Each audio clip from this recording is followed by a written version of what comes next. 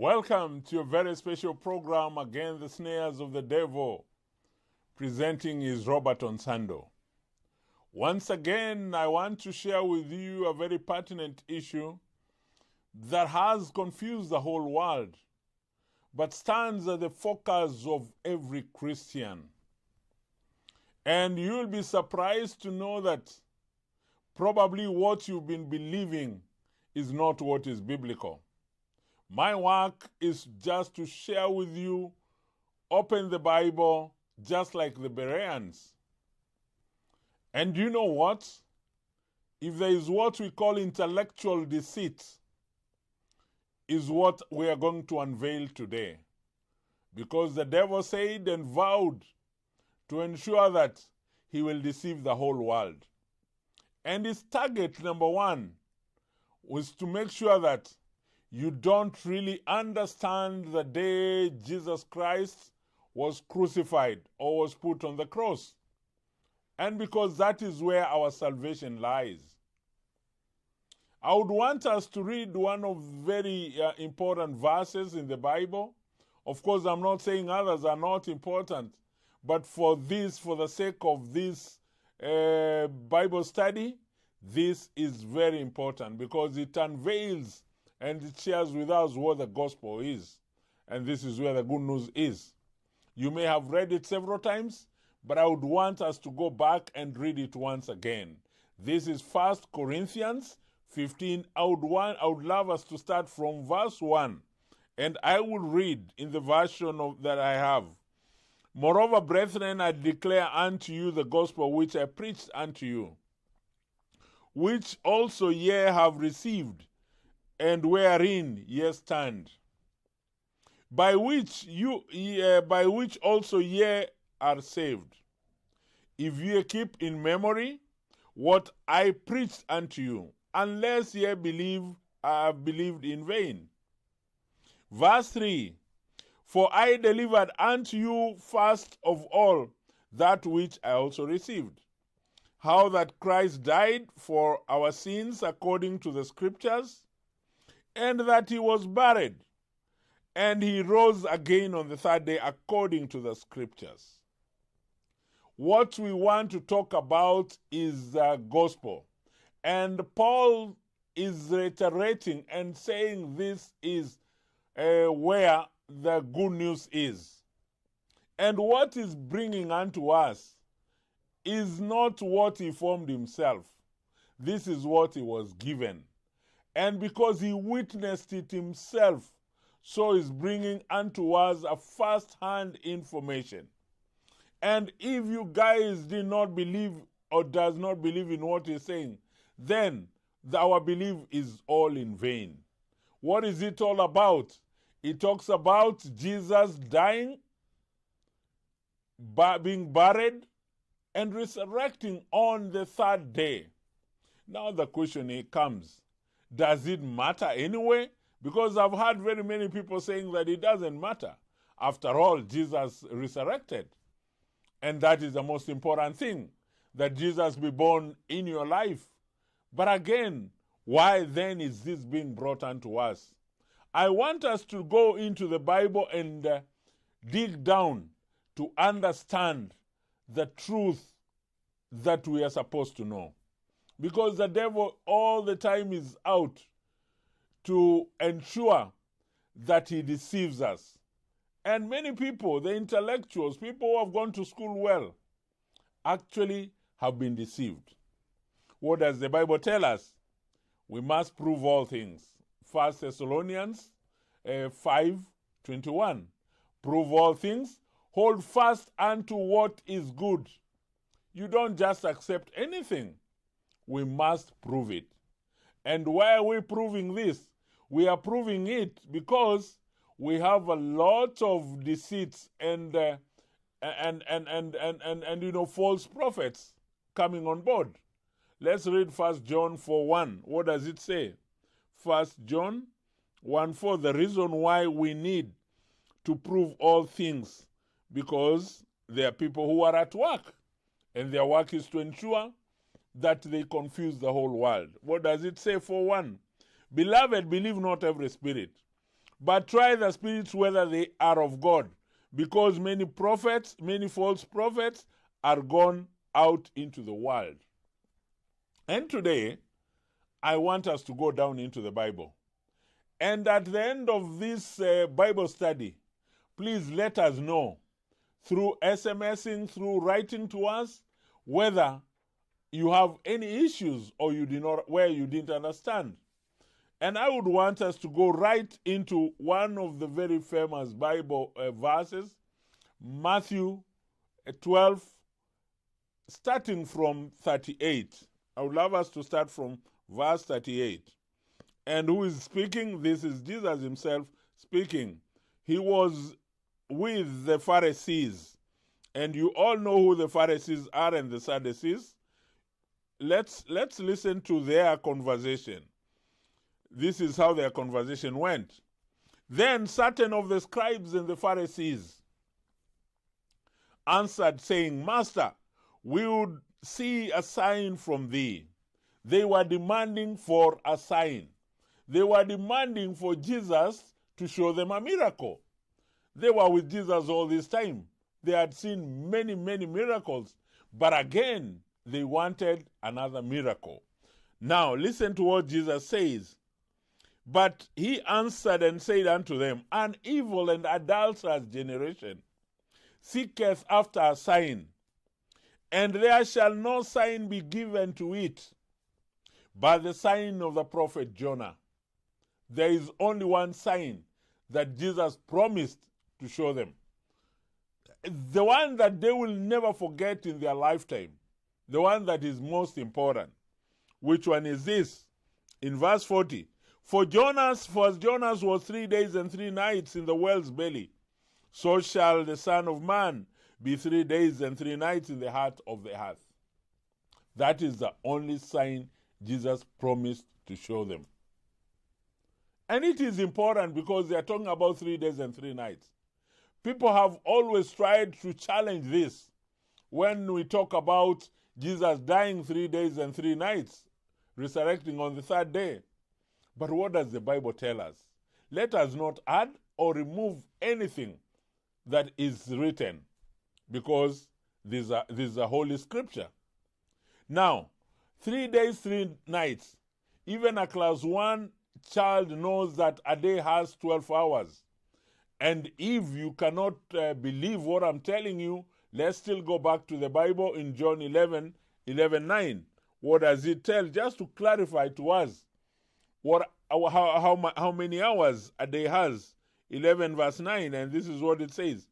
Jesus answered, Are there no 12 hours in the day? If a man walk in the day, he stumbleth not, because he seeth the light of this world. So what does that tell you? And what I only wanted you to pick is 12 hours. So we have 12 hours in a day. Then the night also has 12 hours. Jesus himself from his mouth confirmed that he will be in the heart of the earth 3 days and 3 nights. That totals to 72 hours. That totals to 72 hours. So what are we talking about? Jesus will never lie. Scriptures will never conflict themselves. And we must believe in what the scriptures tell us. So what we know and what we must take is 3 days and 3 nights. He will be in the heart of the earth. Now, let's go ahead and see something else that probably will direct us into the exact date that Jesus died on the cross. Why are we looking at this? Because Constantine in 325 AD brought up something else. And there is this very special celebration that people do celebrate, calling it Easter. And that's why we normally have what we call Good Friday. People believe that Jesus died on a Friday and resurrected on a Sunday. That is the celebration that goes on the whole world. So we want to disapprove that through the verses. And let's go direct to John 19:31. What does John 19:31 tell us? John 19:31, is a very famous verse as well, and people use it much. But this time I want you to look at it with a second eye. And this is what it says. The Jews, therefore, because it was preparation, it was a preparation that the body should not remain upon the cross on the Sabbath day. Then, there is something else, there is some emphasis in the same verse. For that Sabbath day was an high day. Besought Pilate that their legs might be broken and that they might be taken away. My focus here in this verse is actually two things. One, it was preparation day. Which day was this? Number two, because it was approaching the Sabbath was about to begin. Then there is emphasis, which Sabbath was this? They are talking of a high Sabbath. Do we actually know which high Sabbath is? Let's get back to verse 14 in the same chapter, just to clarify what the verse means by preparation day. In verse 14, same chapter, it talks about, and it was the preparation of the Passover. It was preparation of the Passover. What was happening on that day? About the 6th hour, and he said unto the Jews, behold your king. And to the 6th hour, that is when Jesus was put on the tree. And being a Passover week, you know, Jesus was tempted, and that is the same week that he ate the Lord's Passover with his disciples. Judas Iscariot betrayed him on that very week. So we are talking about a very special week. And the week was Passover week. So the preparation we are talking about is not preparation of the weekly Sabbath, as many people do say. We have other Sabbaths. You know, Sabbath in itself means rest. When people refrain from their normal duties, people don't do their normal activities, daily activities. And that is what we call rest, as ordered by God himself. If you read the other verses, probably in Exodus 20, you realize that we had many Sabbaths, more than one Sabbath. We had an annual Sabbath, then we have weekly Sabbath. And how do we confirm this? We confirm this from the book of Leviticus 23. That is where I would want you to listen. And actually, you will understand that we have many more Sabbaths and feasts of the Lord. Leviticus 23, and I would love us to start with verse 1 for the sake of, us getting the basis of this. And the Lord spoke unto Moses, saying, speak unto the children of Israel, and say unto them, concerning the feasts of the Lord. Concerning the feasts of the Lord. They are not your feasts. These feasts we are talking about belong to God. I want to continue with that. Which ye shall proclaim to be holy convocation. What does holy convocation mean? These are holy assemblies. Convocation are assemblies where people come together. And these are holy. Even these are my feasts. Then he continues, because he wants to show out, to point to the feast he's talking about. Number 1, in verse 3, 6 days shall work be done, but the 7th day is the Sabbath of rest. As an holy convocation, ye shall do no work. I just want to share with you that the first one he pointed to was the weekly Sabbath. Because a weekly Sabbath had already been pronounced during creation. And he's actually trying to emphasize on it that it is an holy convocation. And it is his, not yours. So let me just go to verse 4. Then he says, these are the feasts of the Lord. He again repeats the same, that the feasts are of the Lord, even holy convocation. The convocation, the assembly, the coming together, is holy during this particular day, which ye shall proclaim in their seasons. They have their time frames. They are those particular days that you have to celebrate them. You don't just choose your own day or season. In the 14th day of the first month at evening is the Lord's Passover. The first annual, we call it an annual Sabbath or celebration feast, was the Lord's Passover, which was to be conducted on the 14th day of the first month.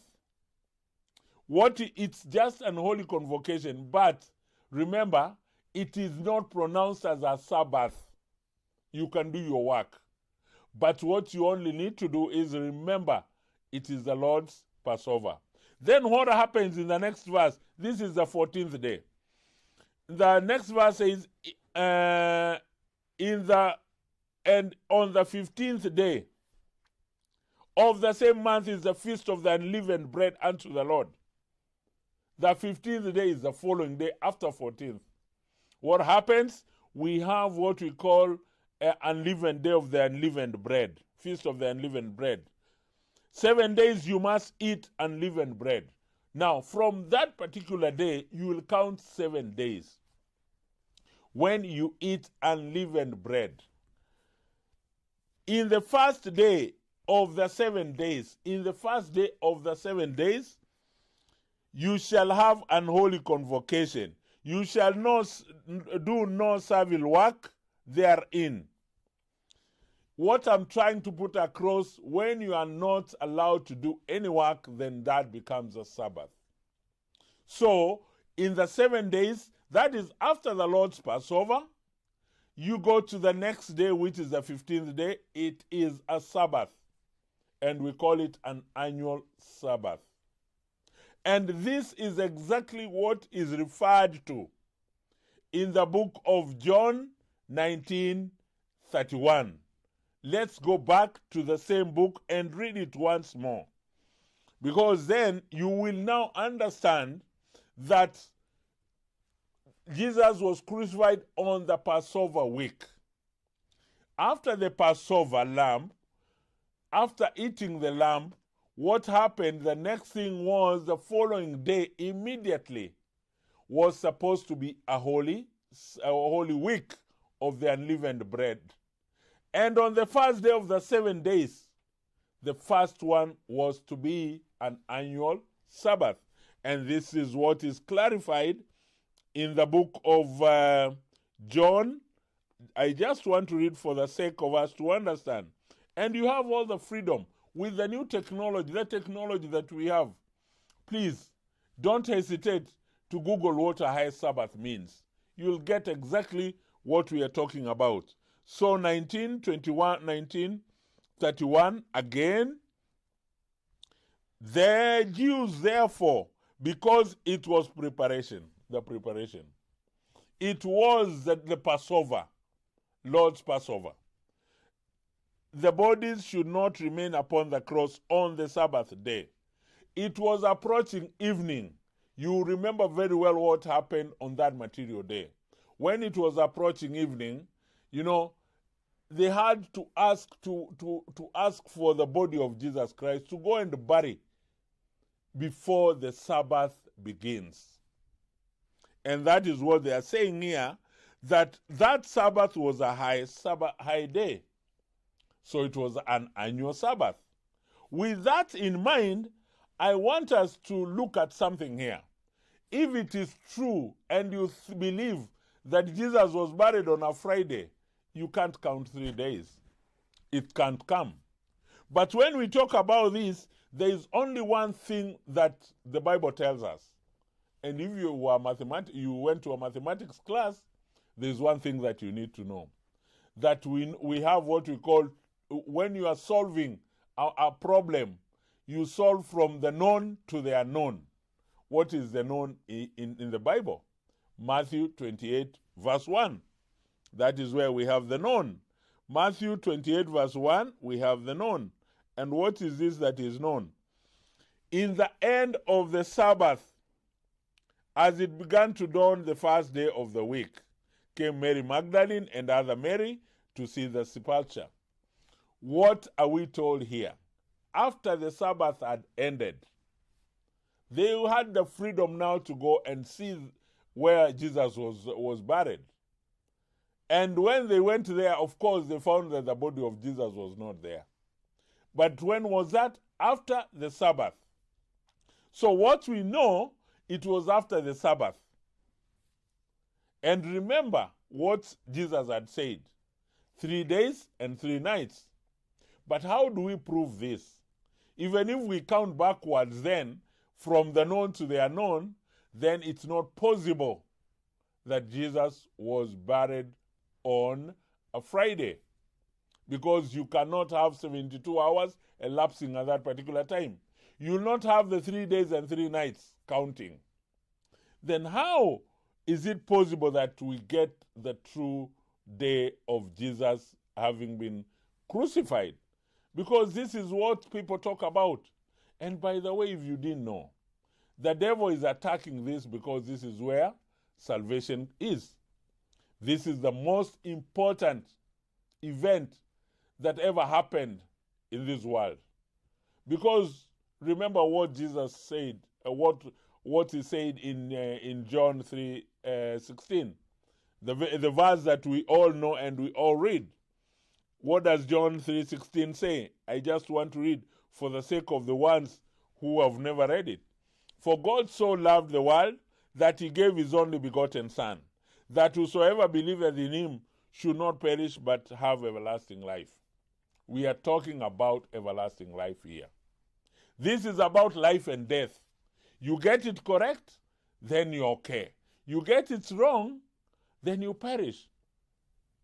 And you know, we have these Bibles in our houses all through.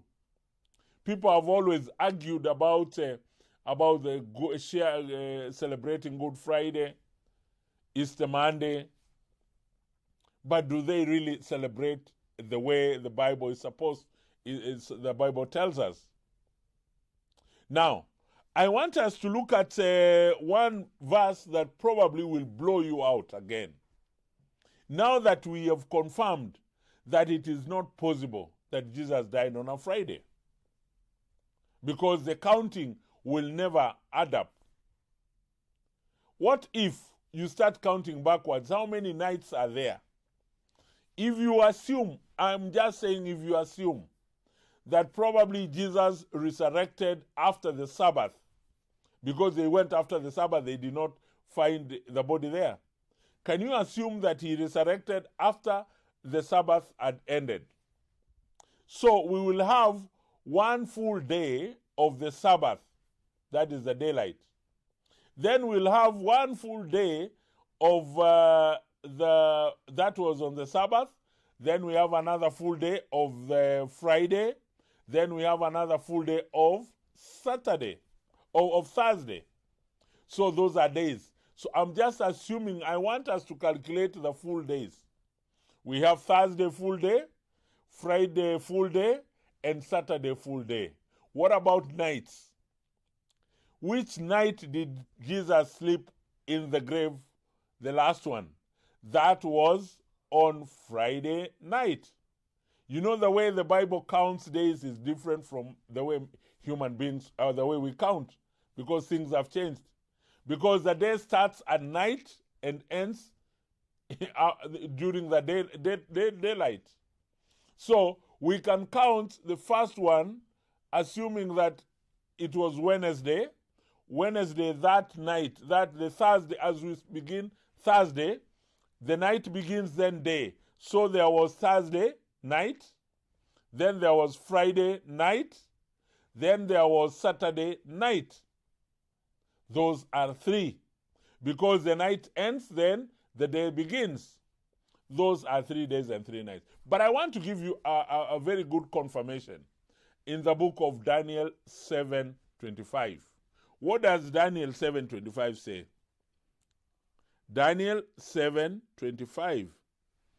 Daniel is a prophetic book. Many people have read it and they know it. Now, I want to share with you what Daniel 7:25 says. Know therefore and understand. Know therefore and understand that from the going forth of the commandment to restore and to build Jerusalem unto the Messiah. The prince shall be 7 weeks, and their score and 2 weeks.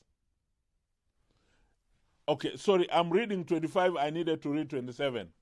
I don't want to read many verses there. And he shall confirm, that is what I wanted. He shall confirm the covenant with many for 1 week. This is about confirmation of the covenant. It will be for 1 week. 1 week has how many days? Has 7 days. When do we start counting the week? The biblical counting of the week starts from the first day of the week is Sunday, then Monday, then Tuesday, Wednesday, Thursday, Friday. Those are 7 days. Now let's continue. And in the midst of the week, he shall cause the sacrifice and the oblation to cease. In this 1 week, in the middle of it, he shall cause the sacrifice and oblation to cease. When is the middle of the week? When, if we have 7 days, we have 3 days and 3 days, then there is 1 day in the middle. Which day is that? That day is Wednesday. And if it is Wednesday, when the sacrifices shall cease. When did the sacrifices cease? That is when he said it is finished. And he was on the cross. And he became the Passover lamb himself.